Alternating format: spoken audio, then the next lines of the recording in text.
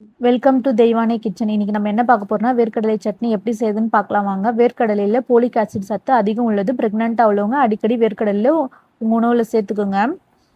ஒரு பேனில் நான் 1 கப் வேர்க்கடலை சேர்த்து வறுத்து எடுத்துக்கிறேன்.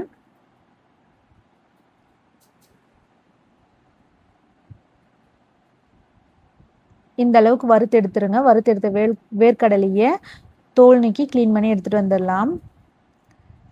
நான் 1 கப் வேர்க்கடலைக்கு 3 துண்டு தேங்காய், 6 பச்சை மிளகாய், 7 பல் பூண்டு, ஒரு கொத்து கருவேப்பிலை, ஒரு பெரிய நெல்லிக்காய் சைஸ் புளி எடுத்துருக்கேன். தேவையான உப்பு சேர்த்து அரைச்சிக்கலாம்.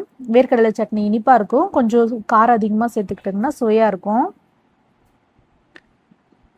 நம்ம எடுத்து வச்சிருக்க பொருளை மிக்சியில் சேர்த்து அரைச்சி எடுத்துகிட்டு வந்துடலாம்.